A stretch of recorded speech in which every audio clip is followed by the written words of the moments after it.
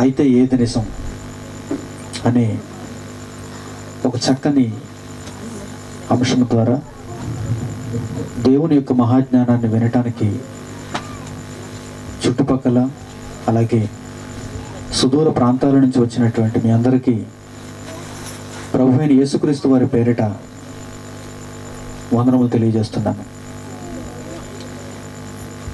ప్రియమైన వారులారా, ఇప్పటి వరకు క్రైస్తవ సమాజంలో ఎక్కడ మనకు కనిపించినటువంటి ఒక వినూత్నమైనటువంటి అంశం, ఒక క్రొత్తదైన అంశం అయితే ఏది నిజం. ఈ అంశాన్ని ఎందుకు పెట్టవలసి వచ్చిందంటే దీని వెనుక ఒక బలమైన కారణం ఉంది. మనం బ్రతుకుతున్నటువంటి ఈ సమాజంలో ప్రస్తుతం ఉన్న కాలంలో ప్రపంచ పరిస్థితులు మీ అందరికీ తెలుసు. ఒకనాటి కాలంలో ఉన్నటువంటి పరిస్థితులు ఇప్పుడు లేవు. మన మధ్యలో ఉన్న మీడియా ద్వారా ప్రపంచంలో ఏ మూల ఏది జరిగినా మనకు వెంటనే ఆ వార్త తెలిసిపోతుంది. ప్రపంచం యొక్క స్థితిగతులు క్షణాలలో మన కళ్ళ ముందు ఉంటున్నాయి. దీనిని బట్టి మనం ఆలోచించగలిగితే ఇటువంటి పరిస్థితుల్లో దేవుని వాక్యాన్ని ఎలా ప్రకటించాలి అని ఆలోచించినప్పుడు సరిగ్గా ఇలాంటి అంశములతోనే దేవుని వాక్యాన్ని సమాజంలోనికి తీసుకుని వెళ్ళాలి. ఎందుకంటే అపవాది అయిన వాడు ఈరోజు ఎన్నో అబద్ధాలను సమాజం మధ్యలో వదిలిపెట్టాడు. ప్రారంభ కాలంలో వాడు ప్రయోగించిన అసంబద్ధాలు, అబద్ధాలు, అసత్యాలు, నిజము కానివి చాలా కొద్దిగా ఉన్నాయి. కానీ కాలం గడిచే కొద్దీ, మనుషుల సంఖ్య భూమి మీద పెరుగుతున్న కొద్దీ అపవాది యొక్క అగ్ని బాణాలు, అసత్యాలు, అబద్ధాలు ప్రపంచంలో పెరుగుతూ వచ్చాయి. ఏ విషయాన్ని దానికి దగ్గరికి మనం వెళ్ళినా అందులో అబద్ధాన్ని మనకు చూపిస్తున్నాడు, అసత్య మార్గంలో మనలను నడిపించడానికి ఆలోచిస్తున్నాడు. ప్రియమైన వారులారా, అందుకే ఈ విపత్కరమైనటువంటి పరిస్థితుల్లో అయితే ఏది నిజం అనే అంశంతో ప్రపంచాన్ని, మన చుట్టూ ఉన్న సమాజాన్ని ఆలోచింప చేయవలసిన అవసరత ఎంతైనా ఉంది. ఎన్నో అబద్ధాలు ఈరోజు మన కళ్ళ ముందు, మనం నివసిస్తున్నటువంటి ఈ సమాజంలో మన చుట్టూ ఉన్నాయి. ఒకవేళ ఆ అబద్ధాలను గనుక నిజం అనుకుని మనం భ్రమపడితే ఖచ్చితంగా మనం మోసపోక తప్పదు. శరీర సంబంధమైన బ్రతుకులో, ప్రకృతి సంబంధమైన బ్రతుకులో ఒక అబద్ధాన్ని గనక మనం నిజం అనుకుంటే కొద్దిగా నష్టపోతాం, చాలా కొద్దిగా నష్టపోతాం. ఉదాహరణకి ఒక బట్టల షాపుకు మనం వస్త్రాలు కొనుక్కోవడానికి వెళితే ఆ వస్త్రాలు అమ్మేటువంటి వాడు కొనుక్కునేటువంటి మనకు అబద్ధాలను గనక చెబితే, అసత్యాలను గనక చెబితే పనికిరానటువంటి వస్తువులన్నిటినీ, వస్త్రాలన్నిటినీ, దుస్తులన్నిటినీ మనం కొనుక్కుని ఇంటికి తెచ్చుకుంటాం. ఆ తర్వాత మనం వాడుతున్నప్పుడు అవి అసలైనవి కావని, అవి మంచివి కావని మనకు అర్థమవుతుంది. మనం మోసపోయాం అనుకుంటాం. ప్రకృతి సంబంధంగా ఈ భూమి మీద మన జీవితంలో శరీరానికి సంబంధించి ఎందులో మనం మోసపోయినా అది కేవలం ఒక నెల రోజులు, ఒక 2 నెలల రోజులు, లేక ఒక సంవత్సరం కాలం పాటు మనం బాధపడాలి. కానీ ఆత్మ సంబంధమైన విషయాలలో ఒకవేళ మనం మోసపోతే, మన జీవితానికి సంబంధించినటువంటి విషయాలలో ఒకవేళ గనక మనం అసత్యాన్ని గనుక అంగీకరిస్తే కలకాలం మనం బాధపడవలసిన పరిస్థితి ఏర్పడుతుంది. ఒక వస్త్రం ఎంతకాలం ఉంటుంది చెప్పండి? ఒక సంవత్సరం కాలం ఉంటుంది. మనం వేసుకునే చెప్పులు ఎంతకాలం ఉంటాయి చెప్పండి? ఒక 6 నెలల కాలం ఉంటాయి. మనం తినే తిండి ఎంతకాలం ఉంటుంది చెప్పండి? ఈరోజు రాత్రికి తింటే రేపు ఉదయం బహిర్భూమిలో విడువబడుతుంది. ప్రపంచంలో శరీరానికి సంబంధించిన ప్రతిదీ కొద్ది కాలం ఉండేది, రోజుల కాలం ఉండేది, నెలల కాలం ఉండేది, మహా అయితే 2, 3, 4 సంవత్సరాల కాలం ఉండేది. ఈ విషయాలలో మనం మోసపోయినా పెద్దగా ఇబ్బంది లేదు. అయితే ఏది నిజం అని శరీర సంబంధమైన విషయాలలో ఆలోచన చేయవలసిన అవసరత అంతగా లేదు. ఎందుకంటే వాటి వలన వచ్చే నష్టం చాలా కొద్దిగా ఉంటుంది, చాలా చిన్నగా ఉంటుంది. కానీ ఆత్మ సంబంధమైన విషయంలో గనక ఒకవేళ మీరు మోసపోతే అది చాలా భయంకరమైన పరిస్థితుల్లోనికి మనల్ని తీసుకుని వెళ్తుంది. చాలా బాధపడవలసిన పరిస్థితి ఏర్పడుతుంది. అందుకే సహోదరులు మూలపేటలో వాక్యాన్ని ప్రకటించాలి అని అడిగినప్పుడు వెనువెంటనే వారికి ఇచ్చినటువంటి ఒకే ఒక అంశం, అయితే ఏది నిజం. ఈ అంశం పెట్టండి. దీని ద్వారా మనం సమాజంలో నిజాన్ని ప్రకటిద్దాం. ఇప్పటి వరకు ఎందరో అబద్ధాలను నిజం అనుకుంటున్నారు. మీరు ఆశ్చర్యపోవచ్చు, ఏంటంటే మేము అబద్ధాలను నిజం అనుకుంటున్నావా?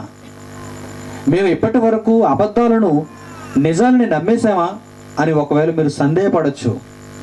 ఖచ్చితంగా నిజం. 100% నేను చెప్పగలను. మీరే కాదు, సమాజంలో ఉన్న చాలామంది, ఒక రకంగా చెప్పాలంటే మనుషులందరూ అని చెప్పాలి, ఈ మానవ కోటి అని చెప్పాలి. భూమి మీద పుట్టిన 750 కోట్ల మంది మనుషులు ఇప్పుడు జీవిస్తున్నారు. ఈ జీవిస్తున్నటువంటి మనుషులు అందరూ అని చెప్పాలి. అందరూ మోసపోయారు, అందరూ అబద్ధాన్ని నమ్మారు, అందరూ అసత్యాన్ని నమ్మారు.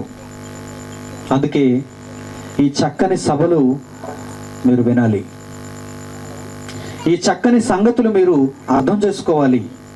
మొదటి రోజు ప్రారంభం మీకు చెబుతున్నాను, 3వ రోజు చివరి వరకు మీరు వినగలిగితే నిజంగా మీరే చెబుతారు, ఈ సంగతులు మాకు తెలియకపోతే, ఈ సంగతులు మేము వినకపోతే ఏది నిజమో మాకు అర్థం కాకపోనండి అని మీరే చెబుతారు.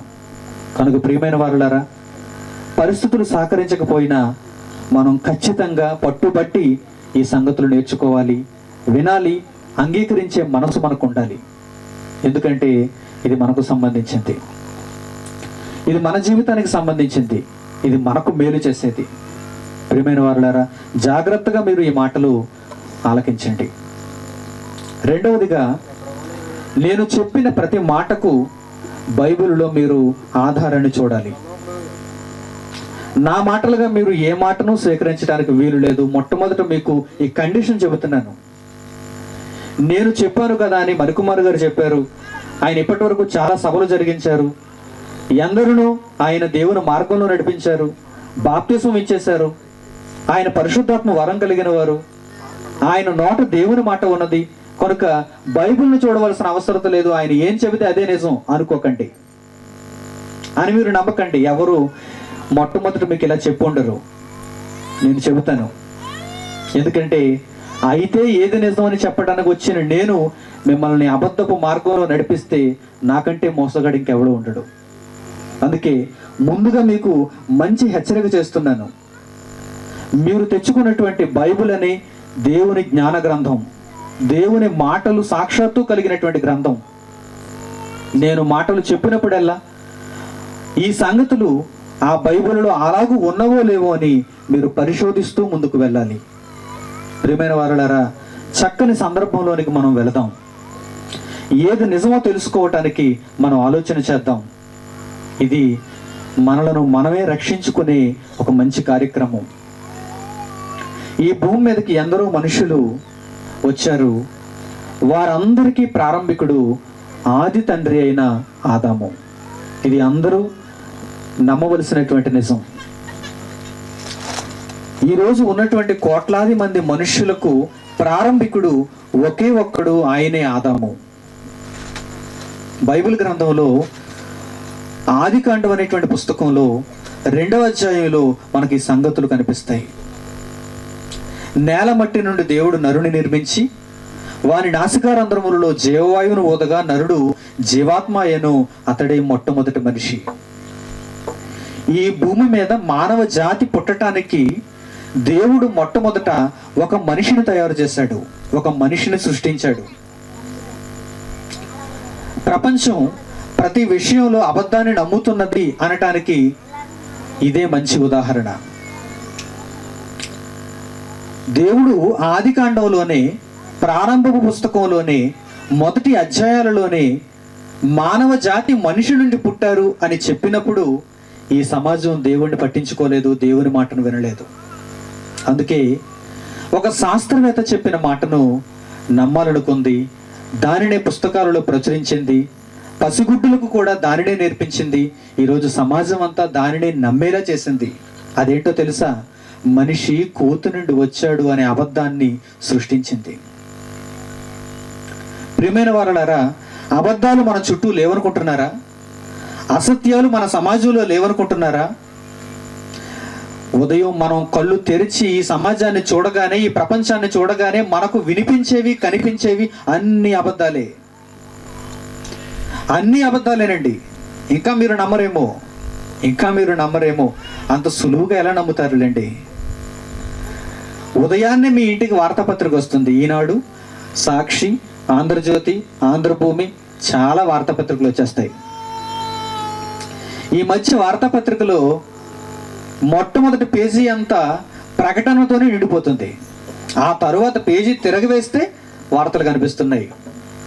మొదటి పేజీ అంత ప్రకటనే. దేని గురించి ప్రకటన? బంగారం కొనండి మా షాపులో, లలిత జ్యువెలర్స్ అట. ఏంటది? లలిత జ్యువెలర్స్. మీరు కష్టపడిన ప్రతి రూపాయి విలువ మాకు తెలుసు కనుక మా లలిత జ్యువెలర్స్లో మీరు బంగారాన్ని కొనండి, మీరు వెచ్చించిన ప్రతి పైసాకు మేము ఖచ్చితమైన బంగారాన్ని ఇస్తాం, మిగిలిన షాపుల్లో మీకు ఎవరు అంటున్నాడు. అంటే కళ్యాణ్ జ్యువెలర్స్లో ఎవరా? జోయా లుకాస్లో ఎవరా? ఖజానాలో ఎవరా? మలబార్లో ఎవరంటున్నాడు? ఎవరు? లలిత జ్యువెలర్స్ వాడు. ఆ తర్వాత పేజీ తిరిగేస్తే మలబార్ వచ్చేసాడు, మలబార్ జ్యువెలర్స్ వారు వచ్చేసారు. వారేమంటున్నారు? బంగారాన్ని మా దగ్గర కొనండి, లలిత జ్యువెలర్స్లో మీరు కొనకండి, మిమ్మల్ని మిగిలిన వారు అందరూ మోసం చేస్తారు, మా దగ్గర మంచి మంచి వెరైటీస్ ఉన్నాయి, ప్రతి రూపాయికి మేమే ఖచ్చితంగా బంగారాన్ని మీకు ఇవ్వగలమంటున్నాడు. ఆ తర్వాత పేజీ తిరిగేస్తే కళ్యాణ్ జ్యువెలర్స్, నమ్మకానికి మారుపేరు అంటున్నాడు. మిగిలిన వారు ఎవరిని మీరు నమ్మకండి, నమ్మకం అంటేనే కళ్యాణ్ జ్యువెలర్స్ అంటేనే నమ్మకం. దీనికి మరల ఎవరిని దించుతున్నారు? సినీ యాక్టర్లను దించుతున్నారు. చూడండి, అబద్ధాలు కావా ఇవన్నీ? నిజంగా లలిత జ్యువెలర్స్ వాడు చెప్పింది నిజమైతే తర్వాత పేజీలో ఉన్న మలబార్ వాడు చెప్పింది అబద్ధం అయి ఉండాలి. పోనీ మలబార్ వాడు చెప్పింది నిజమైతే తర్వాత చెప్పిన కళ్యాణ్ వాడిది అబద్ధం అయి ఉండాలి. ఎవరిది అబద్ధం, ఎవరిది నిజం? ఎవరి యొక్క వ్యాపారాన్ని పెంచుకోవటానికి వారు అబద్ధాలను సృష్టిస్తూ ప్రజలను ఆకర్షించడానికి ఎంత ప్రయత్నిస్తున్నారు చూడండి. ఇదంతా ఎక్కడికి వస్తుంది? మన ఇంటి ముంగిటికి పేపర్ రూపంలో వచ్చేస్తుంది. అబద్ధాలు కావా ఇవన్నీ? అబద్ధాలే. అందమైనటువంటి సినీ హీరోయిన్లను కండలు తిరిగినటువంటి వీరులను మనకు చూపించి ఫలానా సబ్బు వాడండి, ఫలానా డ్రాయర్ వాడండి, ఫలానా నీరు తాగండి, ఫలానా డ్రింక్ తాగండి. ఏంటండి ఇదంతా? ఇవన్నీ అబద్ధాలు కావా? బుల్లితెరలో మనకు కనిపిస్తున్నవన్నీ అబద్ధాలు కావా? ప్రకటన రూపంలో మనకు కనిపిస్తున్నవన్నీ అబద్ధాలు కావా? జాగ్రత్తగా ఆలోచించండి. మీరు జాగ్రత్తగా ఆలోచించాలి. అయితే ఏది నిజమో తెలుసుకోవాలి అంటే ఈ సమాజం ఎంత భయంకరమైన పరిస్థితుల్లో మునిగి తేలుతుందో మీరు బాగా అర్థం చేసుకోవాలి. ప్రారంభ మానవుడైన ఆదాము మనుష్య జాతికి ప్రారంభికుడు, మొదటివాడు. కాదు మనుషులందరూ కోతు నుండి వచ్చారు అని ఒక శాస్త్రవేత్త చెప్పాడు, ఒక మనిషి చెప్పాడు. ఆ మనిషి చెప్పిన దానిని ఈ సమాజం అంతా నమ్మాలనుకుంది. దేవుడు వ్రాయించిన దానిని అలాగనే ఆయన ఏదో 39వ పుస్తకంలోనో లేక 66వ పుస్తకంలోనో లేక 50వ పుస్తకంలోనో రాయించలేదండి, మొదటి పుస్తకంలో రాయించేశాడు. బైబిల్ ఇలా తెరవగానే, అట్ట మీరు తిరగవేయగానే, పరిశుద్ధ గ్రంథము అనే పేజీ తిరగవేయగానే మీకు కనిపించే వార్త అదేనండి. భూమి మీదకు మనిషి ఉద్భవించాడు. ఆ మనిషి నుండే సమస్త మానవ జాతి మనుషులు వచ్చారు. దానిని దేవుడు రాయించాడు. ఆ నిజం ఈరోజు ప్రపంచంలో ఎవరికీ తెలియదు. ఒక అబద్ధం మాత్రం ప్రపంచంలో అందరికీ తెలిసిపోయింది. కోతు నుండి మనిషి వచ్చాడు అనే అబద్ధం ప్రపంచం అంతా నమ్మింది. అలాగని దానికి రుజువు ఉందా? అలాగని దానికి ఏమైనా నిరూపణ ఉందా? కోతి రక్తాన్ని మన రక్తంగా ఎక్కించుకోగలమా? కోతి ఎముకలు తెచ్చుకుని మన ఎముకలుగా మనం ఇందులో ఎక్కించుకోగలమా? కోతి కళ్ళు తీసుకుని వచ్చి మన కళ్ళు ఒకటి పోతే ఒక కన్ను పోయిందనుకోండి, కోతి కన్ను తీసుకొచ్చి మన కన్నుకు పెట్టుకోగలమా? కోతి జుత్తు తీసుకొచ్చి మన జుత్తు కింద పెట్టుకోగలమా? మన ఆహారం వేరు, మన అలవాట్లు వేరు, మన జాతి వేరు. కోతి ఆహారం వేరు, కోతి అలవాట్లు వేరు, కోతి జాతి వేరండి. అసలు కోతికి మనిషికి ఎలా లింక్ పెట్టాడండి శాస్త్రవేత్త? పోనీ వాడు పెడితే పెట్టాడు, అమాయకుడు మూర్ఖుడు. ఈ మనుషులందరూ ఎలా నమ్మారండి? అంటే మనుషులకు అబద్ధాన్ని నమ్మటం అంటే చాలా ఇష్టం. అబద్ధాల వెనక పరుగులు తీయటం అంటే మనిషికి చాలా ఇష్టమండి. అందుకే ప్రియమైన వారులారా, ఈ సభల ద్వారా అబద్ధం ఎలాంటిదో, నిజం ఎలాంటిదో, మనం దేని వెనక వెళ్ళాలో, అసలు నిజం ఎలా ఉంటుందో మీరు తెలుసుకోవాలి. మొదటి మానవుడైన ఆదామును గురించి మీకు పరిచయం చేశాను.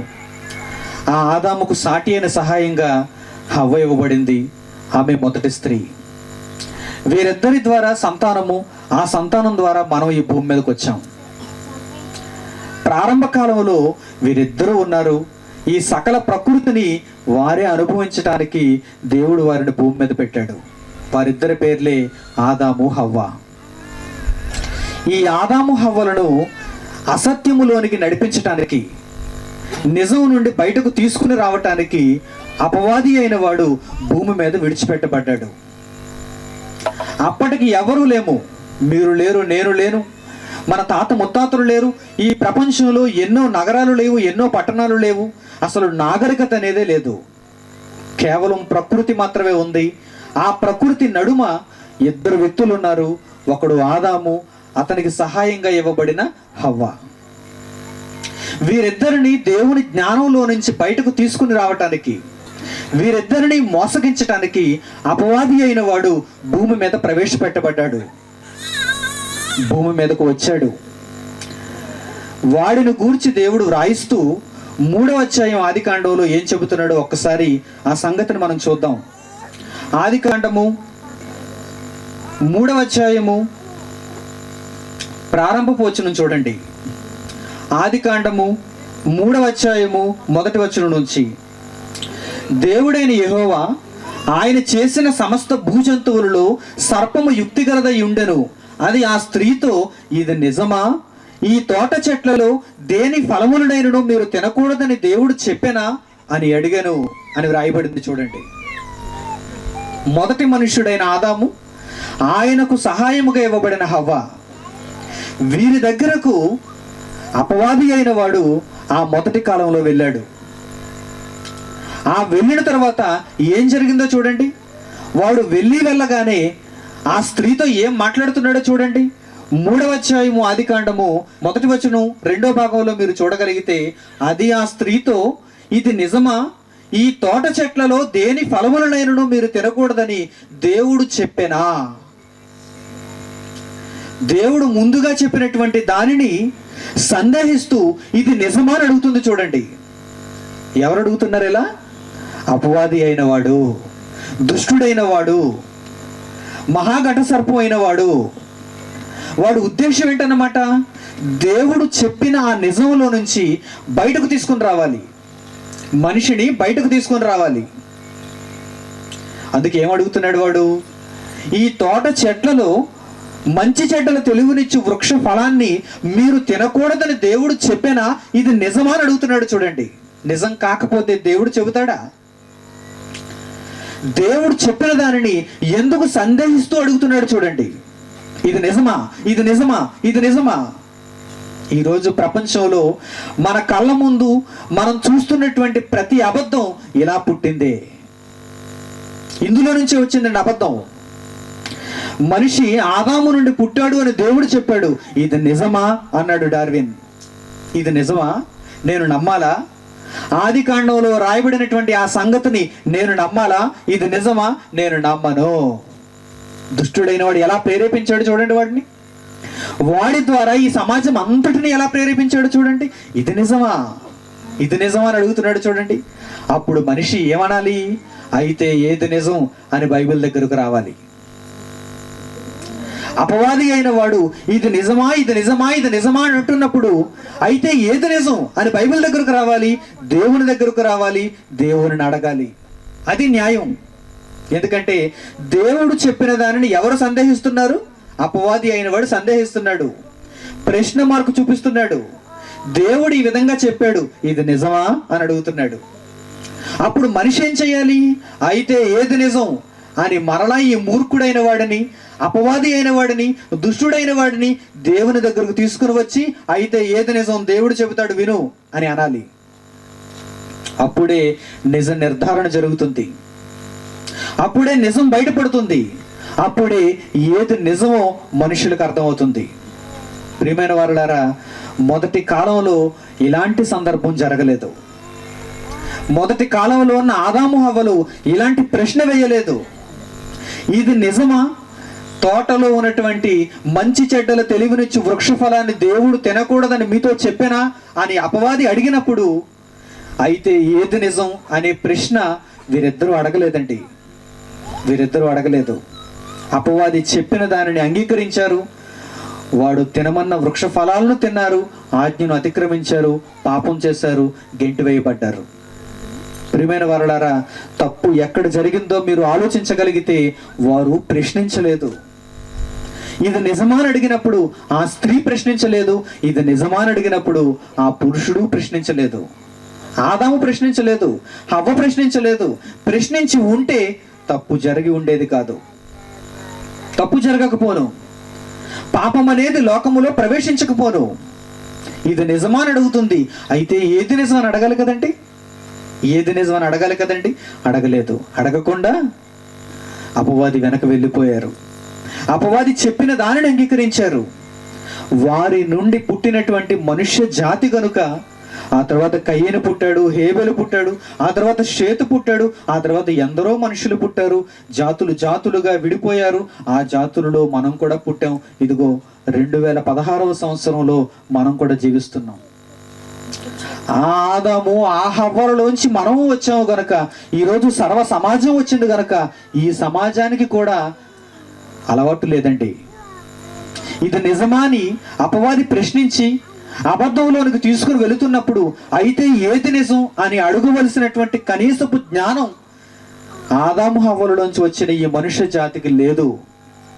అందుకే ఏ ఒక్కరికి ఏది నిజమో తెలియలేదు. ఏది నిజమో తెలియాలి, నిజాన్ని మనిషి అంగీకరించగలగాలి, ఆ నిజంలో అనేక మందిని నడిపించగలగాలి. అప్పుడే సమాజం బాగుపడుతుంది, అప్పుడే లోక కళ్యాణం జరుగుతుంది, అప్పుడే ప్రతి మనిషి సుఖశాంతులతో జీవించగలడు. నిజం అంటే ఏమనుకుంటున్నారు? ఆరోగ్యం కంటే గొప్పది నిజం. నిజం అంటే ఏమనుకుంటున్నారు? డబ్బు కట్టల కంటే గొప్పది నిజం. నిజం అంటే ఏమనుకుంటున్నారు? అందచందాల కంటే గొప్పది నిజం. నిజం అంటే ఏంటనుకుంటున్నారు? పదవి కంటే గొప్పది నిజం. నిజాన్ని తెలుసుకుని మేమేం బాగుపడతా ఉండి అనుకుంటున్నారా? నిజం చాలా గొప్పది. నిజం మిమ్మల్ని రక్షించేది. నిజం మిమ్మల్ని మీ ప్రాణాలను కాపాడేది. నిజం తరతరాలు మిమ్మును పరలోకంలో నివసింపచేసేది. ఇవన్నీ అంటారా? ఇవన్నీ చిన్న చిన్నవి. ఆరోగ్యం అంటారా? చాలా చిన్నది. ఈరోజు ఆరోగ్యంగా ఉంటాం, రేపు రోగాన బారిన పడతాం. పదవి అంటారా? అది 5 సంవత్సరాల మట్టుకే ఉంటుంది, ఆ తర్వాత పదవి ఓడిపోతుంది. అందచందాలంటారా? 30 ఏళ్ళు, 40 ఏళ్ళు, మహా అయితే 45 ఏళ్ళు. ఆ తర్వాత మీరు ఎంత పౌడర్ రాసినా పౌడర్ అంతా రాలిపోతుంది. మేము ముడతలు పడిన చర్మం మాత్రం బయట కనిపిస్తుంది. అస్థిపంజరం లోపల అస్థిపంజరం ఎలా ఉందో పైన మీ రూపం కూడా అలాగే వచ్చేస్తుంది. ఏంటండి? చిన్న చిన్న వాటి వెనక మనిషి పరుగులు తీశాడు, అసలైన దానిని మనిషి మర్చిపోయాడు. నిజాన్ని మనిషి స్వీకరించాలి, నిజం వెంబడి మనిషి పరుగు తీయాలి, నిజాన్ని మనిషి ప్రేమించాలి. ఎందుకంటే ఆ నిజం చాలా గొప్పది. ఆ నిజమే కనుక మనిషి దగ్గర లేకపోతే నాశనానికి మనిషి వెళ్ళక తప్పదు. ప్రియమైన వారులారా, మొదటి తప్పు అక్కడే జరిగింది. ఇది నిజమా అని అడిగినప్పుడు అయితే ఏది నిజమని ప్రశ్నించక అబద్ధాన్ని అంగీకరించినటువంటి వారు ఏదైనా తోటలో నుంచి గెంటివేయబడ్డారు, నిత్యత్వాన్ని వారు కోల్పోయారు, దేవునితో సంబంధాన్ని వారు కోల్పోయారు. మరలా అటువంటి తప్పు జరగకూడదు మన జీవితంలో. దేవుడు వ్రాయించి మన చేతుల్లో ఆ గ్రంథాన్ని పెట్టాడు గనక, జరిగినటువంటి చరిత్ర అంతటిని మనకు దేవుడు వివరిస్తున్నాడు గనక మరలా ఆ తప్పు మన జీవితాలలో జరగటానికి వీలు లేదు. అందుకే ఇది నిజమని ప్రతి సందర్భంలో అపవాది అడుగుతున్నప్పుడు అయితే ఏది నిజమని నిజాన్ని స్వీకరించగలిగేటువంటి మనస్సు మనకు ఉండాలి. ప్రియమైన వారులారా, ఈ మొదటి రోజు ఒక మంచి నిజాన్ని మీకు తెలియజేస్తాను. ప్రపంచం అంతా అబద్ధాల అంగడిలో నివసిస్తున్నప్పుడు ఒక మంచి నిజాన్ని మీకు తెలియచేయడానికి నేను ప్రయత్నం చేస్తాను. మంచి నిజం, అదే దేవుని గురించిన నిజం. ఏదైనా మనం నేర్చుకోవాలి అనుకున్నప్పుడు, దేనినైనా మనం ప్రారంభించాలి అనుకున్నప్పుడు మొదట దేవునితో ప్రారంభించాలి. ఎందుకంటే అన్నిటికీ సృష్టికర్త ఆయనే, అన్నిటికీ ఆది ఆయనే, అన్నిటికీ ప్రారంభం ఆయనే. ఆయన లేకపోతే ఏదీ లేదు. దేవుడు అన్నవాడు అంత గొప్పవాడు. అందుకే మీరు దేనిని ప్రారంభించినా ముందు దేవుడు ఉండాలి. ఆ దేవునితోనే మీరు దేనినైనా మొదలు పెట్టాలి. ఏది నిజం అని తెలుసుకొనబోయే ముందు నిజాన్ని తెలుసుకోవటానికి ఆలోచిస్తున్నటువంటి మనం దేవుడు అనేటువంటి ఆ క్యారెక్టర్లో ఉన్న నిజాన్ని తెలుసుకుందాం. దేవునిలో ఉన్న నిజాన్ని తెలుసుకుందాం. దేవునిలో ఉన్న నిజం ఏంటి? దేవునిలో ఉన్న నిజం ఈ సమాజానికి తెలియని ఆ నిజం. దేవుడంటే ఎలా ఉంటాడో, దేవుడంటే ఎవరో, దేవుణ్ణి ఎలా తెలుసుకోవాలో ఇవేవీ తెలియనటువంటి ఈ సమాజానికి ఒక మంచి నిజాన్ని ఈరోజు ఈ కార్యక్రమం ద్వారా మనం పరిచయం చేద్దాం. దేవుని గూర్చిన నిజం. ఈ సమాజంలో ఎందరో మనుషులు ఉన్నారు. అందులో కొంతమందికి ఒక పిచ్చి అలవాటు ఉంది. కొంతమంది ఒక పిచ్చి నమ్మకంతో ఉన్నారు. ఒక గుడ్డి నమ్మకాన్ని, ఒక అబద్ధాన్ని వారు అంగీకరిస్తున్నారు. అదేంటంటే సమాజంలో దేవుడు లేడు అంటారు. వారిని నాస్తికులు అంటారు. వీరికున్న నమ్మకం ఏంటంటే దేవుడు లేడు, దేవుడు లేడు. ఈ నాస్తిక సమాజాన్ని మనం ఆలోచించినప్పుడు వారి దగ్గరకు వెళ్ళి మనం ప్రశ్నిస్తే, ఎందుకయ్యా నీవు దేవుని నమ్మవు, ఎందుకు నీకు దేవునిపై నమ్మకం లేదు అని అడిగితే వారు ఏమంటారో తెలుసా? దేవుడు ఉన్నాడా? అయితే చూపించండి. దేవుడు ఉన్నాడా? అయితే కనిపించమను, అప్పుడు నేను నమ్ముతాను అంటుంటాడు వాడు. నాస్తికుడైన వాడు, పిచ్చి ప్రవర్తన కలిగినటువంటి వాడు, అపవాది యొక్క అబద్ధానికి బలైపోయినటువంటి వాడు ఏమనుకుంటున్నాడంటే దేవుడు కనిపించాలి అనుకుంటున్నాడు. అంటే దేవుని గూర్చిన ఈ నిజం వాడికి అర్థం కాలేదన్నమాట. సమాజంలో చాలా మందికి దేవుడు అనేటువంటి ఆ 3 అక్షరాల పదంలో నిజం అర్థం కాలేదు. దేవుడు తెలిసిపోయాడు అనుకుంటున్నారు చాలా మంది. మేము దేవుడిని తెలుసుకున్నామండి, మేము దేవుడు నమ్ముకుంటున్నామండి, మాకు దేవుడు తెలుసండి, దేవుడంటే ఆయనేనండి, దేవుడంటే ఈయనేనండి, దేవుడంటే ఈయనేనండి, దేవుడంటే యేసుక్రీస్తు అండి అని చాలా మంది దేవుని గురించి పూర్తిగా తెలుసుకోకుండానే అబద్ధాల అంగడిలో ఉన్నారు, అబద్ధాల వెంట ప్రయాణిస్తున్నారు. ప్రియమైన వారులారా, ఈరోజు ఆ దేవుని గురించిన మంచి నిజాన్ని మనం తెలుసుకోవటానికి మంచి ప్రయత్నం చేద్దాం. ఈ దేవుని గురించి నిజం తెలియాలంటే ఎక్కడికి వెళ్ళాలి? దేనిని చూడాలి? ఎవరి మాటలు వినాలి? ఎవరిని అడగాలి? ఇవన్నీ ప్రశ్నలే. దేవుడు అనేటువంటి ఆ పదంలో ఉన్న నిజం తెలియాలంటే ఎక్కడికి వెళ్ళాలి? ఎవరిని అడగాలి? ఎవరు ఆ నిజాన్ని చెబుతారు? ఎవరు ఆ సత్యాన్ని చెబుతారు అని మీరు మొట్టమొదట ప్రశ్నించుకోగలిగితే బైబిల్లో ఒక మాట రాయబడింది, ఒక చక్కని సంగతి రాయబడింది. కీర్తనల గ్రంథము 119వ అధ్యాయము 160వ వచనం చూడండి. దేవుడు ఒక మాట రాయించాడు అక్కడ. బైబిల్లో కీర్తనల గ్రంథము 119వ అధ్యాయము 160వ వచనం జాగ్రత్తగా చూడండి. 119వ అధ్యాయము 160వ వచనం.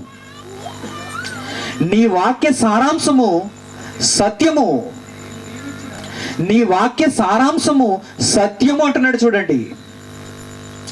దేవుడు అనే ఆ పదంలో నిజం తెలుసుకోవాలంటే, సత్యం తెలుసుకోవాలంటే ఎక్కడికి వెళ్ళాలన్నమాట? ఇప్పుడు దేవుని వాక్యం దగ్గరకు వెళ్ళాలి. ప్రపంచంలో చాలా పుస్తకాలు ఉన్నాయి, ప్రపంచంలో చాలా గ్రంథాలయాలు ఉన్నాయి. ఈ గ్రంథాలయాలలో ఉన్న పుస్తకాల దగ్గరకు మీరు వెళితే దేవుడు అనే ఆ పదంలో నిజం మీకు కనిపించదు. మనిషి అనుకున్న అబద్ధం కనిపిస్తుంది, అపవాది చెప్పాలనుకున్న అబద్ధం కనిపిస్తుంది. మొదటి మానవులనే వాడు దారి మళ్లించాడు, హైవేలో నుంచి పక్కదారి తీసుకెళ్ళిపోయాడు. మరణం తీసుకుని వెళ్ళడా? ఈ ప్రపంచ మానవాళిని దారి తప్పించడా? చాలా సునాయాసంగా తప్పిస్తాడు. వాడంటే ఎవరుకుంటున్నారు? వాడు చాలా కిరాతకుడు. నిజం నుండి మనలను తప్పించటానికి, సత్యము నుండి మనలను దారి మళ్లించటానికి వాడు ఎప్పుడు ఆలోచిస్తుంటాడు. వాడు ఆకలితో ఉంటాడు ఆ విషయంలో.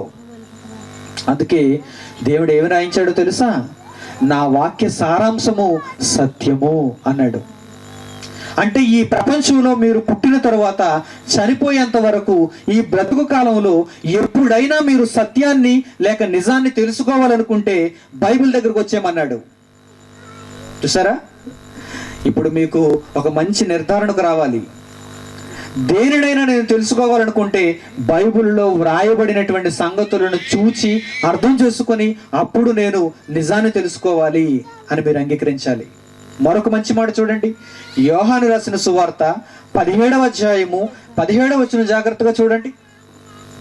యోహాను రాసిన సువార్త 17వ అధ్యాయము 17వ వచనం. యేసుక్రీస్తు వారు స్వయంగా మాట్లాడుతూ, సత్యమందు వారిని ప్రతిష్ఠ చేయము, నీ వాక్యమే సత్యము అన్నాడు. చూడండి, దేవుడు అనే పదంలో నిజాన్ని తెలుసుకోవాలనుకుంటున్నాం మనం. నిజం ఎక్కడ దొరుకుతుంది? ఏ పుస్తకంలో దొరుకుతుంది? ఏ వ్యక్తి దగ్గర దొరుకుతుంది? ఏ కళాశాలలో దొరుకుతుంది? ఏ న్యాయస్థానంలో దొరుకుతుంది? పోలీస్ స్టేషన్లో దొరుకుతుందా? నిజం దొరకదు. నిజం కావాలి, నిజం కావాలని న్యాయస్థానానికి వెళ్ళారనుకోండి, మీకు నిజం దొరకదు. అక్కడ మీకు లంచం ఇవ్వటం దొరుకుతుంది. మాకు న్యాయం కావాలి, మాకు నిజం కావాలి, మాకు నిజం తెలియాలి, దేవుడు అనేటువంటి ఆ 3 అక్షరాల పదంలో నిజాన్ని మాకు చెప్పండి అని న్యాయవాది దగ్గరికి వెళ్ళారనుకోండి, మీ దగ్గర లంచం తీసేసుకుంటారు. ముందు మీ జేబు ఖాళీ చేసేస్తారు. ఎందుకంటే అక్కడ మీకు దొరకదు నిజం. పోలీస్ స్టేషన్లో మీకు దొరకదు నిజం. పాఠశాలలో, కళాశాలలో, విశ్వవిద్యాలయాలలో మీకు దొరకదు నిజం.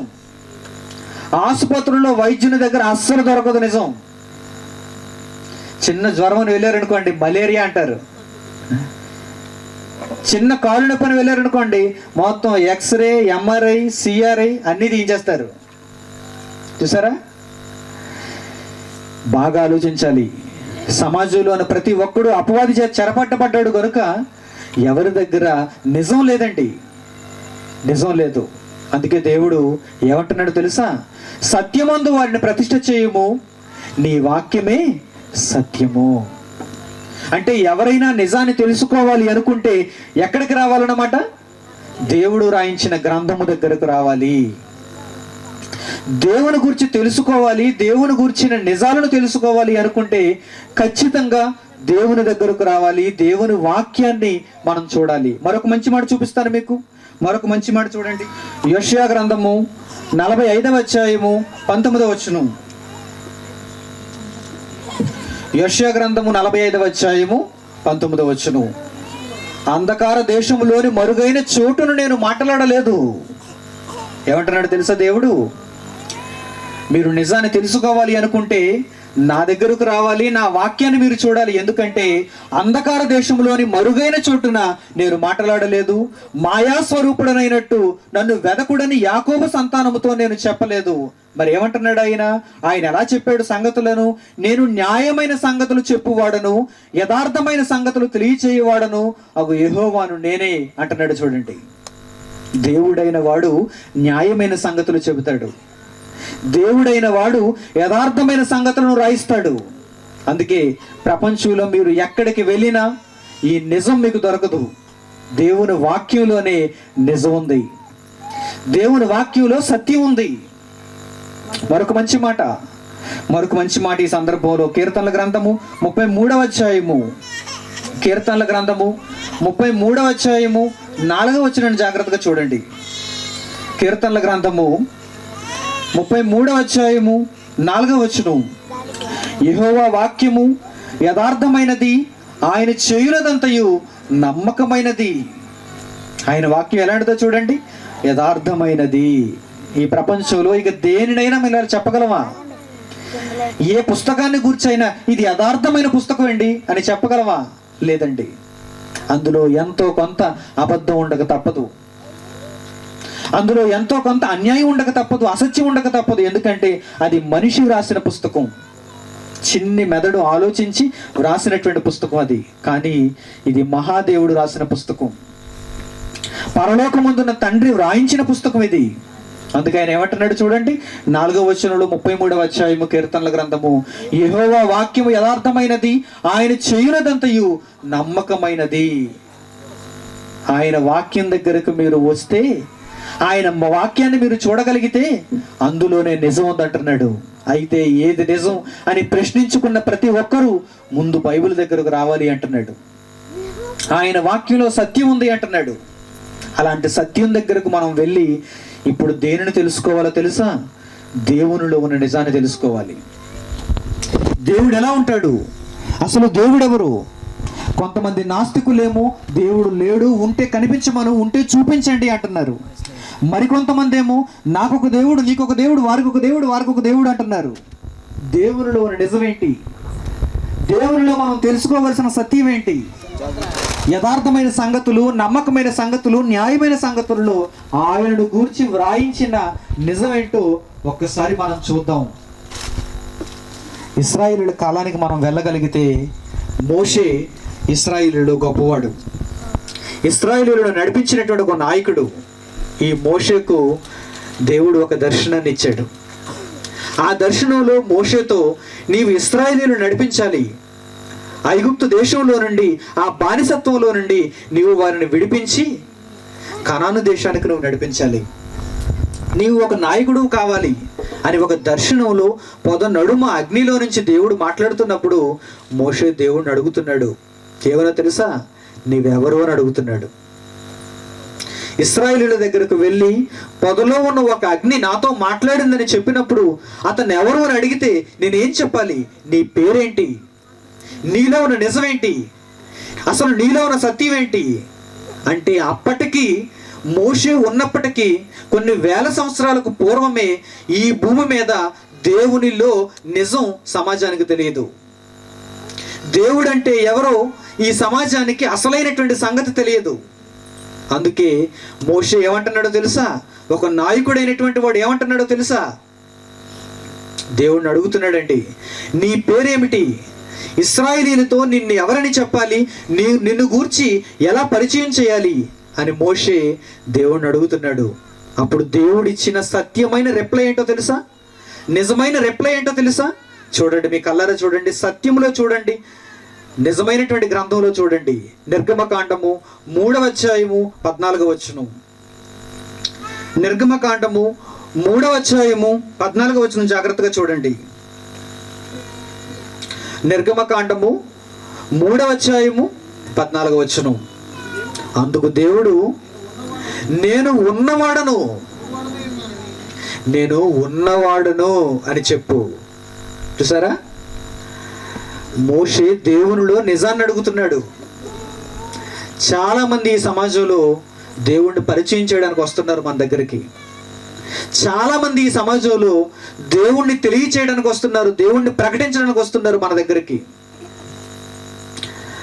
నాస్తికులేమో దేవుడు లేడంటున్నారు, మరికొంతమంది ఏమో దేవుణ్ణి పరిచయం చేయడానికి వస్తున్నారు. కానీ ఎవరి దగ్గరైనా మీరు ఈ మాట విన్నారండి? ఈ మాట విన్నారా? మీరు వారి దగ్గరికి వెళ్ళి దేవుడు ఎవరండి, దేవుని పేరేంటని అడగండి, ఏదో పేరు చెబుతారు, కానీ ఈ పేరు చెప్పరు. ఏంటా పేరు? చూడండి ఇప్పుడు బైబిల్లో నిర్గమకాండము 3వ అధ్యాయము 14వ వచనం. ఇక మీదట ఎవరైనా దేవుడు ఎవరు అని అడిగితే ఇదే చెప్పాలి మీరు. ఎందుకంటే అయితే ఏది నిజం? ఇదే నిజం. ఏది నిజం? 3వ అధ్యాయం 14వ వచనం చూడండి. మోషే దేవుడిని అడుగుతున్నాడు, దేవుడు రిప్లై ఇస్తున్నాడు, సమాధానం చెబుతున్నాడు. చూడండి, అందుకు దేవుడు, నేను ఉన్నవాడను, నా పేరు, నేను ఎలా పిలువబడతానంటే, నేను ఎవరు అంటే ఉన్నవాడను. దేవుడు అంటే ఎవరో తెలుసా? ఉన్నవాడు ఆయన. ఉన్నవాడు అంటే అర్థం ఏంటి? ఏ కాలంలోనికి మీరు వెళ్ళి చూసినా దేవుడు అనేవాడు ఉన్నవాడు. మీరు నేను ఉన్నవారము కాము. 1980వ సంవత్సరానికి వెళితే మణికుమార్ ఎవడు? మణికుమార్ లేడు, ఇంకా పుట్టలేదు. 1960వ సంవత్సరానికి వెళితే మీలో చాలా మంది లేరు. 1930వ సంవత్సరానికి వెళితే మీలో ఎవరూ లేరు. 1800 సంవత్సరానికి వెళితే అసలు మీరు ఉన్నారా? మూలపేట ఉందా? లేదు. 15వ శతాబ్దానికి వెళ్ళిపోతే, 1వ శతాబ్దానికి వెళ్ళిపోతే అసలు ఆంధ్రప్రదేశే లేదు. చూసారా? ప్రాంతాలు ప్రాంతాలుగా ఏర్పడి, మనుషులందరూ సమాజాలుగా ఏర్పడి, ఇదిగో ఈ కాలంలో మనం నివసిస్తున్నాం. కానీ ఒకప్పటి కాలంలో మనం ఉన్న ప్రాంతము లేదు, మనం కట్టుకున్న ఇల్లు లేదు, మనమే లేం అసలు. కానీ దేవుడు ఎవరో తెలుసా? ఉన్నవాడు.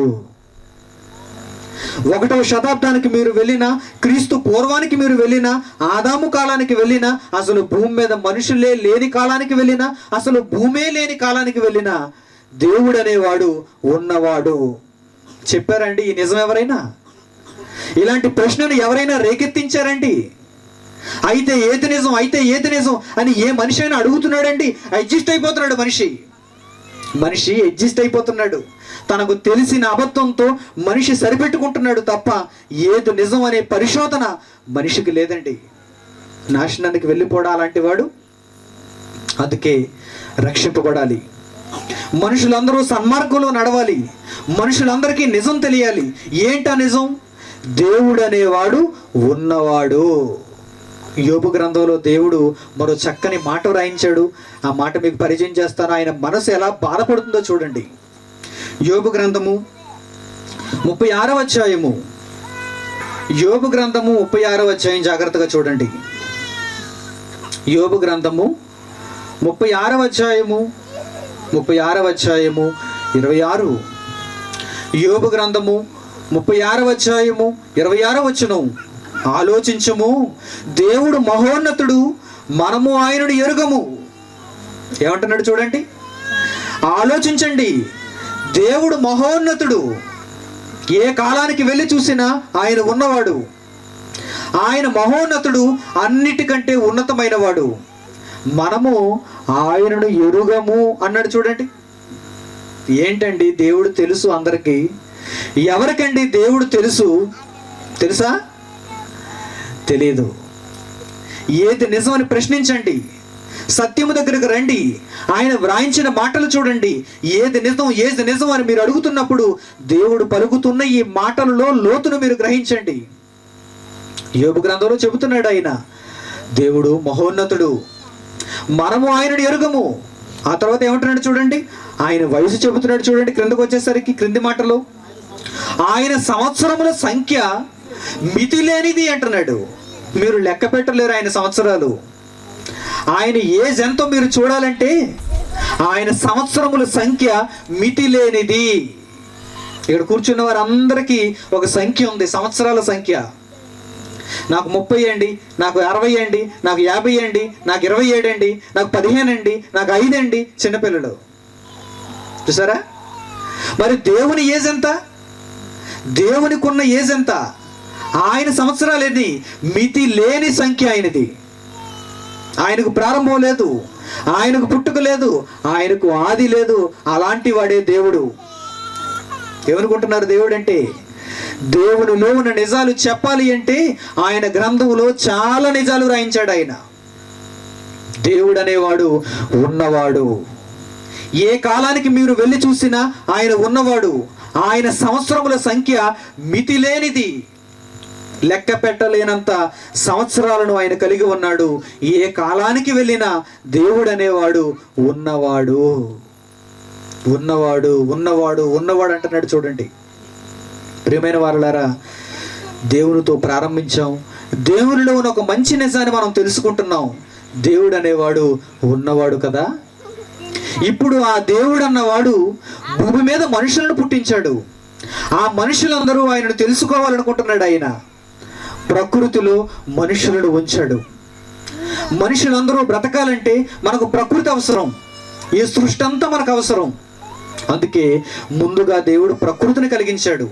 ఆది కాండంలో 1వ అధ్యాయంలో మీరు చూసినప్పుడు మొదటి రోజు, 2వ రోజు, 3వ రోజు, 4వ రోజు, 5వ రోజు, 6వ రోజు వరకు ఆయన ప్రకృతిలో ఉన్న వివిధమైనటువంటి జీవులను, వస్తువులను, శక్తులను ఆయన పుట్టిస్తున్నాడు, సృష్టిస్తున్నాడు. మంచిది మంచిది మంచిది అని చూస్తున్నాడు. దేవుని గూర్చిన నిజాలను తెలుసుకునేటప్పుడు ఈ ప్రకృతిని కూడా మనం ఆలోచించటం ఎంతైనా అవసరం. ఎందుకంటే ఆయన ఒక మాట రాయించాడు, దానిని కూడా మనం ఈ సందర్భంలో పరిశీలన చేద్దాం. హెబ్రీయులకు రాసిన పత్రిక 11వ అధ్యాయము, అపొస్తలుడైన పౌలు హెబ్రీయులకు రాసిన పత్రిక 11వ అధ్యాయము 3వ వచనం జాగ్రత్తగా చూడండి. అపొస్తలుడైన పౌలు హెబ్రీయులకు రాసిన పత్రిక 11వ అధ్యాయము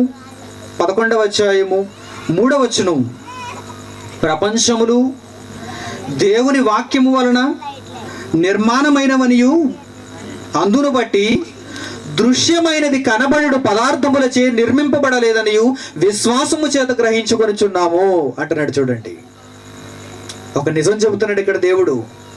ఏంటా నిజం? ప్రపంచములు దేవుని వాక్యం వలన నిర్మాణమయ్యాయి. ఉన్నవాడు ఏం చేశాడు? ఏ కాలానికి వెళ్ళి చూసినా ఉన్నవాడు ఏం చేశాడు?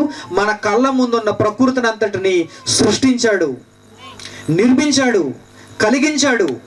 అందుకే ఏమన్నాడు చూడండి, ప్రపంచములు దేవుని వాక్యము వలన నిర్మాణమైనవనియు అందును బట్టి దృశ్యమైనది, మన కంటికి కనిపించే ప్రతీది, మీ కళ్ళకు కనిపిస్తున్న ప్రతీది, ప్రకృతిలో ఉన్న చెట్టు అంటారా, ప్రకృతిలో ఉన్న జీవులు అంటారా, ప్రకృతిలో ఉన్న పురుగులు అంటారా, ఆహార పదార్థాలు అంటారా, మన కాళ్ళ క్రింద ఉన్న భూమి అంటారా, ఆకాశం అంటారా, ఆకాశంలో ఉన్న సూర్యుడు, చంద్రుడు, నక్షత్రాలు అంటారా, మన చుట్టూ ఉన్న ప్రాణవాయువు అయిన గాలి అంటారా, మనం ధరించుకున్న శరీరం అంటారా, దేనిని మీరు చూసినా దేవుని వాక్యం వలన ప్రతిదీ నిర్మింపబడింది. అన్ని కాలాలలో ఉన్నవాడైన దేవుడు తన వాక్యము వలన, తన నోటి మాట వలన ప్రకృతిలో ఉన్న ప్రతి దానిని సృష్టించాడు అని రాయబడింది. చూడండి, ప్రపంచములు దేవుని వాక్యం వలన నిర్మాణమయ్యాయి. దృశ్యమైనది, మన కంటికి కనిపించేది, కనబడే పదార్థముల చేత కాదు. కనబడని పదార్థం, కనబడని శక్తి, కనబడని మాట దీని వలన సృష్టింపబడింది. దీనిని మనము విశ్వాసము చేత గ్రహించుకొనిచున్నాము అంటున్నాడు. చూడండి, ఎందుకు కలిగించాడు మన చుట్టూ ఈ ప్రకృతిని? మనం దీనిని అనుభవిస్తామనా? ఎందుకు సృష్టించాడు ఈ ప్రకృతిని అంతటిని మన చుట్టూ? మనం దీనిని ఆరగిస్తామనా? దీని వలన మనం మేలు పొందుతామనా? దీని వలన మనం సంతోషిస్తామనా? మన బ్రతుకును హాయిగా భూమి మీద వెళ్ళదీసుకుంటామనా? దీనికి మించిన నిజం ఒకటి ఉంది. ఈ సమాజంలో ఎవరినైనా మీరు అడిగితే ఈ ప్రకృతి ఎందుకు అని మీరు అడిగారు అనుకోండి, మీకు ఏం చెబుతారు? వారు ఇదే చెబుతారు, మీరు తినడానికైనా ఏ ప్రకృతి ఉంది. కాకినాడ గవర్నమెంట్ హాస్పిటల్ దగ్గర ఒక తోపుడు బండి ఉంటుంది. ఆ తోపుడు బండి మీద యాపిల్ కాయలు, బత్తాయి కాయలు, అరటిపళ్ళు, ద్రాక్ష పళ్ళు అన్నీ అమ్ముతారు. వాళ్ళ దగ్గరికి వెళ్ళి ఈ యాపిల్ ఎందుకండి అని అడగండి. మీరు కొనుక్కోవడానికి, మీరు తినటానికి, లేకపోతే లోపల ఉన్న రోగుల దగ్గరికి మీరు పట్టుకెళ్ళడానికి. అంతకు మించేం చెప్పడండి. లేకపోతే ఒక దుకాణానికి వెళ్ళండి, రాజ్ భవన్కి వెళ్ళండి. అందులో బెల్ట్లు ఉంటాయి, అందులో మీకు కావలసినటువంటి ఎన్నో వస్తువులు ఉంటాయి, సూట్ కేసులు ఉంటాయి, ఫ్రేములు ఉంటాయి, కళ్ళద్దాలు ఉంటాయి, చాలా దొరుకుతాయి. ఏ వస్తువు దగ్గరికైనా వెళ్ళి ఇది ఎందుకండి అని అడగండి. మీరు కొనుక్కోవడానికి, మాకు డబ్బులు ఇవ్వడానికి. ప్రకృతిలో ఉన్న ఏ వస్తువు దగ్గరకు మీరు వెళ్ళినా, సమాజంలో ఎవరిని ఆ వస్తువును గురించి అడిగినా మీకు వచ్చే సమాధానం ఏంటో తెలుసా? మీరు దీనిని అనుభవించటానికి ఇది ఉంది అంటాడు. ఒక జాంకాయ, ఒక వరి గింజలు, భూమి మీద ఉన్న నీరు, భూమి మీద ఉన్న ఎన్నో పదార్థాలు, వీటన్నిటిని మీరు సమాజంలో ఎవరిని అడిగినా సరే వారు చెప్పేటువంటి మాట ఒక్కటేనండి, ఇది మనం అనుభవించటానికి, దీనిని మనం ఆరగించటానికి ఇది మన మధ్యన ఉన్నది అని చెబుతారు. కానీ నిజం ఏం చెబుతుందో ఇప్పుడు చూద్దాం. దేవుని గ్రంథం సత్యం. ఈ సత్యము దగ్గరికి ఎవరు రాలేదు. ఈ సత్యం ఇంకా మరుగునే ఉండిపోయింది. ప్రపంచంలో 750 కోట్ల మంది దద్దమ్మలున్నా ఈ దద్దమ్మలకి ఇంకా అబద్ధాలే తెలుసు తప్ప నిజాలు తెలియవు. దద్దమ్మలకు తెలియని నిజం ఇప్పుడు చెబుతాను. యాపిల్ కాయ చూడగానే తినడానికి అనుకుంటున్నావా? నారింజకాయ చూడగానే తొనలు విప్పుకొని తినడానికి అనుకుంటున్నావా? నీరు చూడగానే ఓ ఇది త్రాగటానికే అనుకుంటున్నావా? ప్రకృతిని చూడగానే అబ్బో ఇదంతా 6 అడుగులు 5 అడుగులున్న ఈ శరీరాన్ని పోషించుకోవటానికే, గెంతటానికే, అనుభవించటానికే అనుకుంటున్నావా? అయితే నీకు తెలియని నిజం ఒకటి ఉంది. ఈ ప్రకృతిని కూర్చిన నిజం ఒకటి ఉంది. ఎంతో కష్టపడి తయారు చేశాడండి దేవుడు ఈ ప్రకృతిని. మన కడుపు ఆకలి తీర్చాలి అనుకుంటే, కేవలం అదొక్కటే కారణం అనుకుంటే, దేవుడు ఇన్ని రకాలుగా ప్రకృతిని సృష్టించవలసిన అవసరత లేదు. ఎందుకంటే మనకి ఇన్ని రంగులు, ఎందుకంటే మనకి ఇన్ని రుచులు? సముద్రంలో ఒక్క జాతి చేప పెడితే సరిపోదా? దానితో మనం మన కడుపు నింపుకోలేమా? ఎన్ని రకాల జాతులు చూడండి. ఫలాలలో ఒక రకం ఫలం పెడితే సరిపోదా? ఇన్ని రకాల ఫలాలు పెట్టాలా? కాలాలకు అవి మారిపోతూ ఉండాలా? ఎండాకాలం వచ్చేసరికి మామిడికాయలు కావాలా మీకు? చలికాలం వచ్చేసరికి సీతాఫలకాయలు కావాలా మీకు? కాలం మారిపోతుంటే ఫలాలు మారిపోతున్నాయి చూడండి. ఎన్ని రకాల ఫలాలు, ఎన్ని రకాల రుచులు ఈ ప్రకృతిలో ఎన్నిటిని దేవుడు సృష్టించాడో చూడండి. వీటన్నిటిని కేవలం తినటానికి, కేవలం అనుభవించటానికి, ఆ తర్వాత మరణించటానికి అనుకుంటే మీరు ఒక అబద్ధంలో ఉన్నట్టే. కానీ నిజాన్ని మీకు చెబుతాను, దేవుడు వ్రాయించినటువంటి ఆ సత్యం చాలా గొప్పదండి. ఆ సత్యంలో తప్ప ఈ నిజం ఇంకెక్కడ మీకు కనిపించదు. ప్రియమైన వారలారా, మన చుట్టూ ఉన్న ప్రకృతి ఎందుకో దేవుడు చెప్పాడు. మన చుట్టూ ఉన్న ఈ ప్రకృతి ఎందుకో దేవుడు చెబుతున్నాడు. రోమీయులకు రాసిన పత్రిక 1వ అధ్యాయము సత్యములో ఏం రాయబడిందో చూడండి. అపోస్తలుడైన పౌలు రోమీయులకు రాసిన పత్రిక 1వ అధ్యాయము 18వ వచనం నుంచి. అపోస్తలుడైన పౌలు రోమీయులకు రాసిన పత్రిక 1వ అధ్యాయము 18వ వచనం నుంచి, దుర్నీతి చేత సత్యమును అడ్డగించు మనుషుల యొక్క సమస్త భక్తిహీనత మీదను, దుర్నీతి మీదను దేవుని కోపం పరలోకములో నుండి బయలుపరచబడుచున్నది. పరలోకంలో ఉన్న దేవుడు ఎలా ఉన్నాడో తెలుసా? ఉన్నవాడైన దేవుడు ఎలా ఉన్నాడో తెలుసా?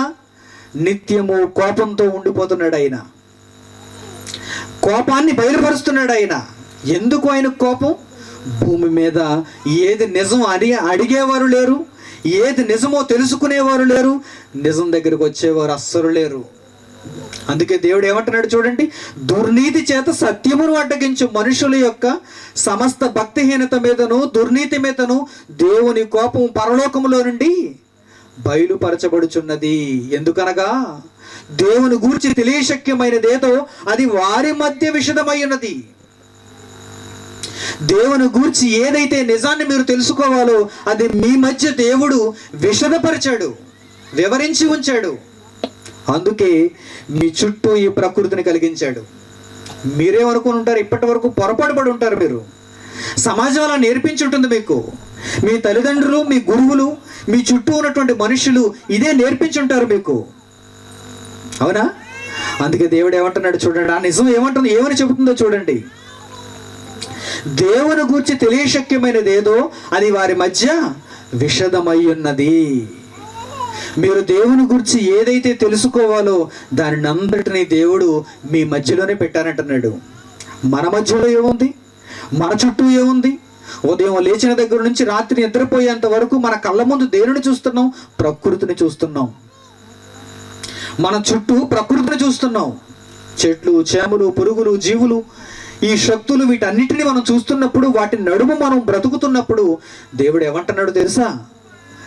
మీ మధ్య ఉంచబడినటువంటి ఈ ప్రకృతి నన్ను గూర్చి విశదీకరించడానికి ఉంచబడింది అంటున్నాడు చూడండి. నా గురించి తెలియచేయడానికి ఉంచబడింది అంటున్నాడు చూడండి. దేవుని గూర్చి తెలియశక్యమైనది ఏదో అది వారి మధ్య విషదమై ఉన్నది. తర్వాత దేవుడు అది వారికి విషదపరచెను.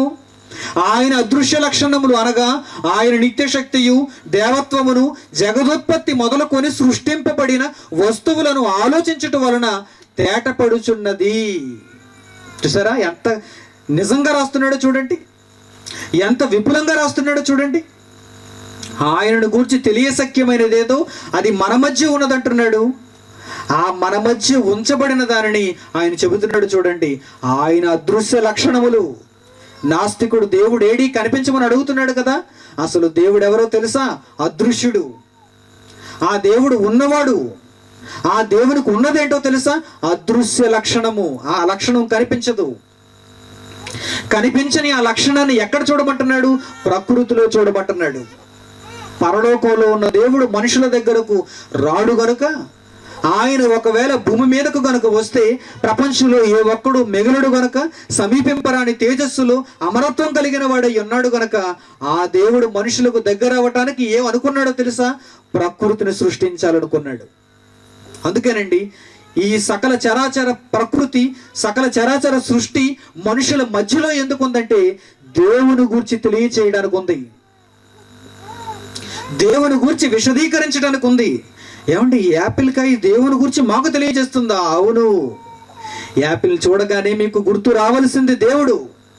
ఎందుకంటే దేవుని గురించిన నిజాన్ని తనలో దాచిపెట్టుకుంది ఒక యాపిల్ పండు.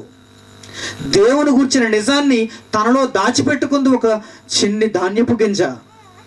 దేవుని గురించిన నిజాన్ని తనలో దాచిపెట్టుకున్నాడు సూర్యుడు. దేవుని గురించిన నిజాన్ని తనలో దాచిపెట్టుకుంది ఒక వృక్షం.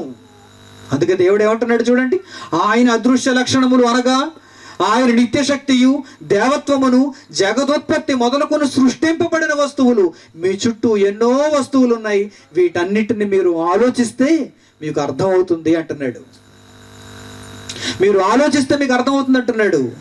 నిజాన్ని ఎవరు చెప్పరండి, సమాజంలో ఎవరు ఈ నిజాన్ని బయటకు తీసుకుని రారండి.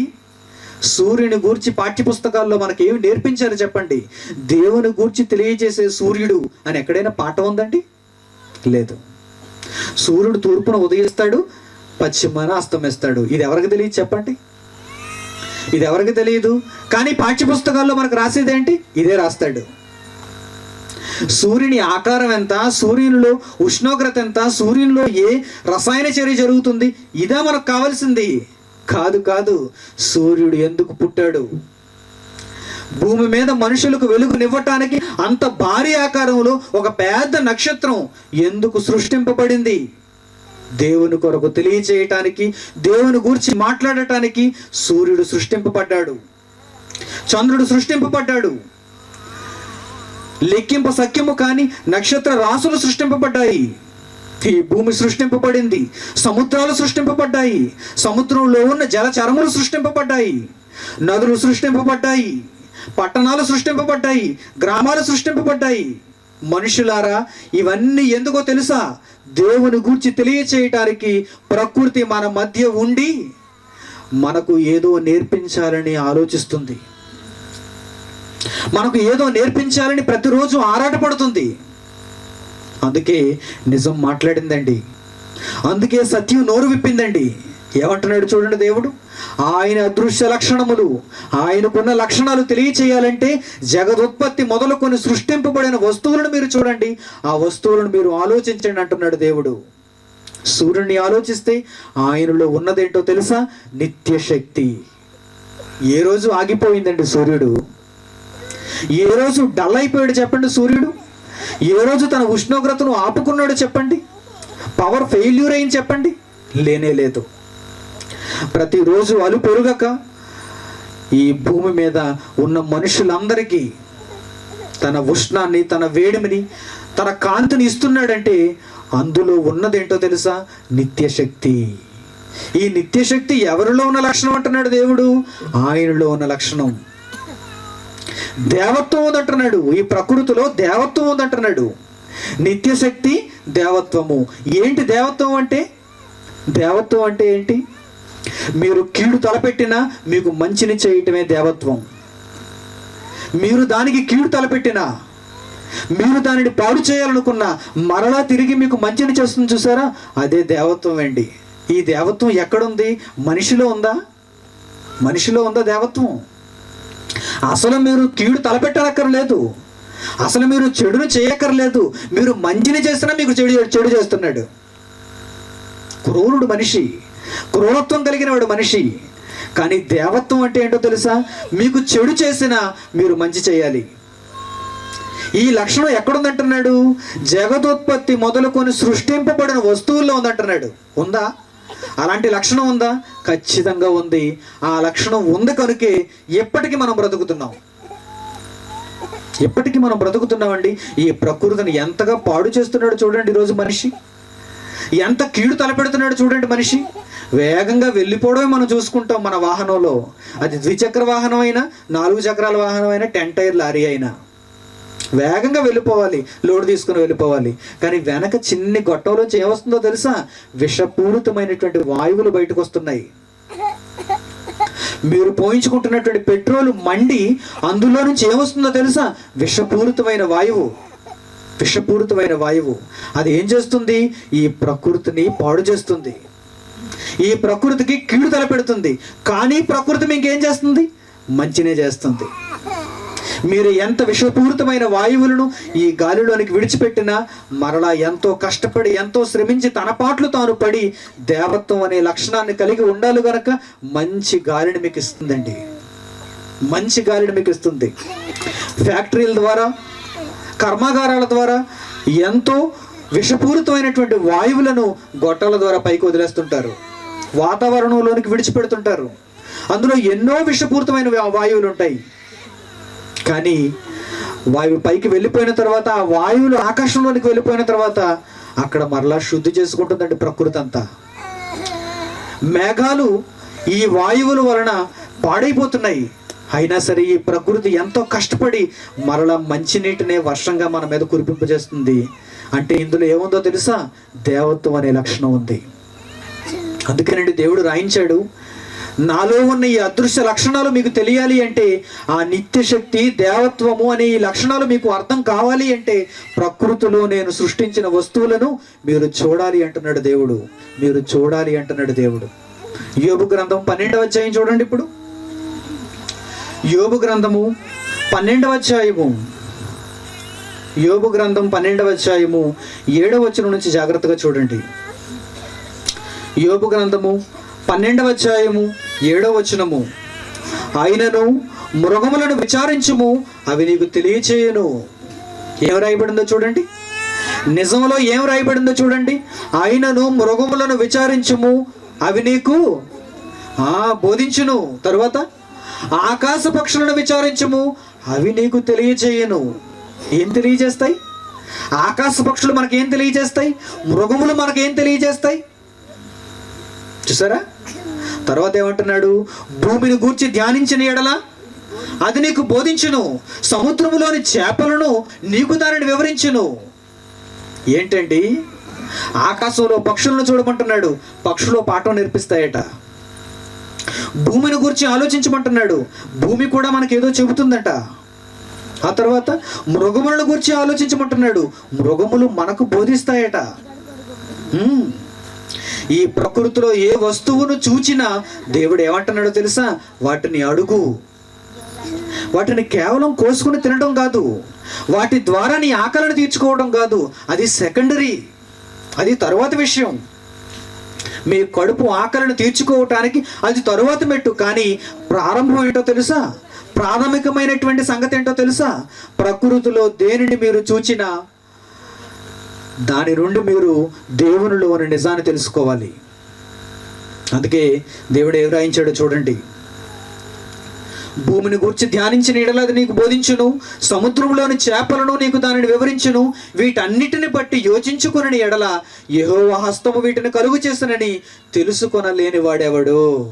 అందరూ వారే, సర్వమానవ కోటి తెలుసుకోలేని వారే. ఏమని తెలుసుకోలేకపోతున్నారు? వీటిని యెహోవా హస్తము కలుగు చేసెను.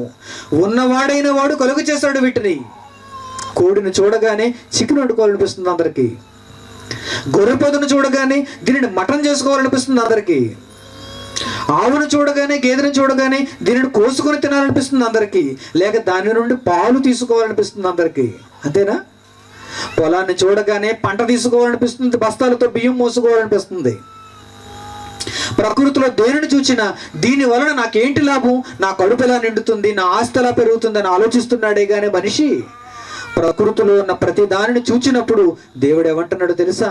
నన్ను తెలుసుకోవాలని అంటున్నాడు, నా లక్షణాలను తెలుసుకోవాలంటున్నాడు, నిజాన్ని తెలుసుకోవాలనుకుంటున్నా అంటున్నాడు. ఏది నిజం అని అడగమంటున్నాడు, ఆ నిజాన్ని నీవు సంగ్రహించాలి అని చెబుతున్నాడు. చూడండి ప్రియమైన వారులారా, రాబోయే 2 రోజులలో ఇంకా అద్భుతమైనటువంటి సంగతులు మీకు తెలియజేస్తాను. వినూత్నమైనటువంటి సంగతులు ఉన్నాయి, ప్రపంచానికి తెలియని నిజాలు ఉన్నాయి. అపోస్తలుల కార్యములు 14వ అధ్యాయంలో ప్రకృతికి దేవుడు తెలుసుకోవలసినటువంటి ఆ నిజానికి మధ్య ఉన్న సంబంధాన్ని చెబుతున్నాడు చూడండి.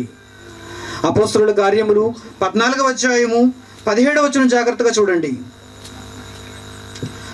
అపోస్తలుల కార్యములు 14వ అధ్యాయము 17వ వచనం. అయినను ఆయన ఆకాశము నుండి మీకు వర్షమును ఫలవంతములైన ఋతువులను దయచేయుచు ఆహారము అనుగ్రహించుచు ఉల్లాసముతో మీ హృదయములను నింపుచు మేలు చేయుట చేత తన్ను గూర్చిన సాక్ష్యము లేకుండా చేయలేదని బిగ్గరగా చెప్పెను. పరలోకమందున్న దేవునికి, ఉన్నవాడైన తండ్రికి సాక్ష్యం భూమి మీద కావాలి అనుకుంటే ఏ నాస్తికుడైనా దేవుణ్ణి చూపించు, నాకు సాక్ష్యం కావాలని అడిగితే దేవుడు సాక్ష్యాలను చూపిస్తున్నాడు చూడండి. ఆయనకు సంబంధించిన సాక్ష్యాలను ప్రవేశపెడుతున్నాడు చూడండి. ఆయన ఏమంటున్నాడు? ఆయన చూడండి 17వ వచనంలో, ఆయన ఆకాశము నుండి మీకు వర్షం కురిపిస్తున్నాడు. ఇదేంటో తెలుసా? దేవుని గూర్చిన సాక్ష్యం. ఇది నిజం, ఇది నిజం. వర్షాన్ని గూర్చిన ఈ నిజం సమాజంలో ఎక్కడ ఎవడు ఇప్పటి వరకు చెప్పలేదు. వర్షాన్ని గూర్చిన ఈ నిజం. ఏమంటే మీరు దారిని వెళ్ళిపోతున్నారు, మీ వాహనం మీద మీరు వెళ్ళిపోతున్నారు, సడన్గా వర్షం వచ్చింది, ఆ వర్షంలో మీరు తడిచిపోతున్నారు. వర్షంలో తడిచిపోతున్నటువంటి మీరు ఎప్పుడైనా ఆలోచించుకున్నారా? ఈ వర్షం ఎవరు కల్పిస్తున్నారు, ఎవరు కురిపిస్తున్నారు, ఈ వర్షాన్ని ఇప్పుడు నా మీద పడేలా చేసింది ఎవరు అని ఎప్పుడైనా మీరు ప్రశ్నించుకున్నారా? పోనీ సమాజంలో ఎవరైనా ప్రశ్నించుకున్నారా? లేదండి. ఏది తడిచిపోతుందో, ఏది తడిచిపోయి ముద్దయిపోతుందో, పాడైపోతుందో అని వెంటనే పరదాలు తెచ్చి కప్పేస్తారు. మరలా వర్షం ఎప్పుడు వెలిసిపోతుందని చూస్తారు తప్ప ఈ వర్షం వలన దేవుడు ఏం నేర్పించాలనుకుంటున్నాడు అని ఎవరు ఇప్పటి వరకు ఆలోచించలేదు. అందులోనే దాగి ఉంది నిజం. అవునండి, అందులోనే దాగి ఉంది నిజం. నిజంగా ఎంత అమాయకులండి ఈ ప్రజలు, ఎంత అవివేకులండి ఈ మానవ జాతి. ఎవరైనా వెళ్ళిపోతున్నారు అనుకోండి, మార్గంలో వెళ్ళిపోతున్నారు అనుకోండి, వెనకాల మీరు వెళ్ళి చెంబుతో ఒక నీళ్లు వారి మీద వేసేయండి. వెనక్కి తిరిగి మీ వైపు చూసి, చెంబుతో నా మీద నీళ్లు వేసిన వారు ఎవరు, ఎందుకు వేసావు అని మీ మీద గొడవ పెట్టడా? ఖచ్చితంగా అడుగుతాడు, గొడవ పెడతాడు. అసలు నీళ్లు ఎందుకు వేశారని మిమ్మల్ని లాగి ఒకడు కొడతాడు. అంతేనా? చెంబుడు నీళ్ళు వేసినందుకు. ఒక బిందుతో నీళ్ళు వేస్తారనుకోండి, ఇంకంతే, మొత్తం తడిసిపోతాడు. మీ మీద మరలా 2 బిందులు నీళ్లు వేసేంత వరకు వదలడు, గొడవ పెట్టేస్తాడు. కానీ ఆ ఆకాశం నుంచి ఎన్ని బిందులు నీరు కురుస్తుందో చూడండి, ఎంత తడిచిపోతున్నాడో చూడండి. కానీ ఎప్పుడైనా వెనక్కి తిరిగి ఎవరు నా మీద కురిపిస్తుంది ఈ వర్షం, ఎవరు నేను తడిచిపోయేలా చేస్తున్నారు, ఎవరు దీనికి కారణం అని అడిగాడండి ఎవడైనా? అడగలేదు. ఎందుకంటే అబద్ధం అనే మత్తులో ఉండిపోయాడు మనిషి, అబద్ధం అనే మత్తు. అందుకే దేవుడు ఏమంటున్నాడు తెలుసా? నన్ను గూర్చిన సాక్ష్యాలు ఎవరికైనా కావాలంటే చూడండి, చెబుతున్నాడు. ఒక్కొక్క సాక్ష్యం ప్రవేశపెడుతున్నాడు చూడండి. 17వ వచనం. ఆకాశము నుండి ఆయన మీకు వర్షమును ఫలవంతములైన ఋతువులను దయచేయచ్చు ఆహారం అనుగ్రహిస్తున్నాడు. భూమి నుండి ఆహారం మొలిచినప్పుడు ఆహారాన్ని చూచిన వెంటనే దేవుడు గుర్తుకు రావాలి. ఎందుకంటే ఆహారాన్ని భూమి నుండి మొలిపించటానికి ఈ భూమి మీద ఏ మనిషి సాహసించలేడు, ఏ మనిషి అలా చేయలేడు. శక్తి లేనివాడు మనిషి. ఆహారం పండితే, ఆహారం మొలిస్తే దానిని కోసుకొని తినగలిగినటువంటి వాడు తప్ప దానిని మొలిపించగలిగిన శక్తి ఏ మనిషికి లేదు. అందుకే దేవుడు ఏమంటున్నాడు తెలుసా?